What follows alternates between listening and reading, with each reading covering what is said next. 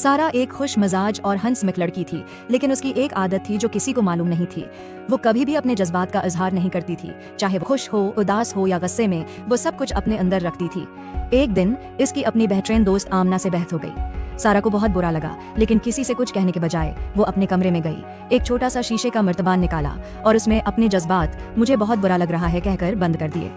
सारा हर बार ऐसा ही करती, जब कोई उसके साथ बदतमीजी करता, जब वो इम्तिहान में अच्छे नंबर न ले पाती या जब उसे किसी बात पर डांट पड़ती, वो अपने मर्तबान में अपने जज्बात कैद कर लेती। दिन गुजरते गए, मर्तबान भरता गया, मगर सारा ने उस पर ध्यान न दिया। वो बाहर से मुस्कुराती रही, लेकिन अंदर ही अंदर उसे कुछ अजीब सा महसूस होने लगा।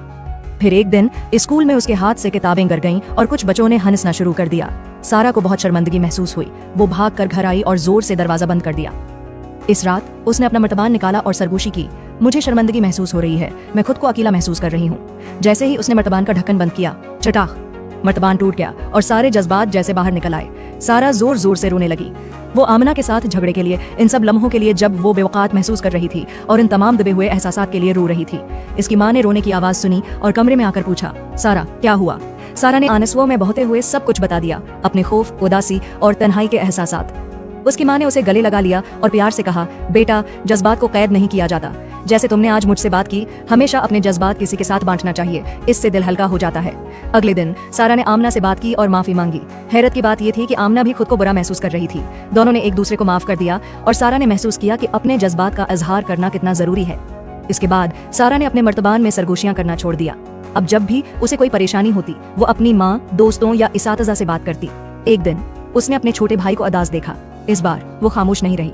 वो उसके पास बैठी और प्यार से पूछा, क्या तुम मुझसे बात करना चाहते हो? उसने कुछ देर सोचा, फिर आहिस्ता से सर हिला दिया।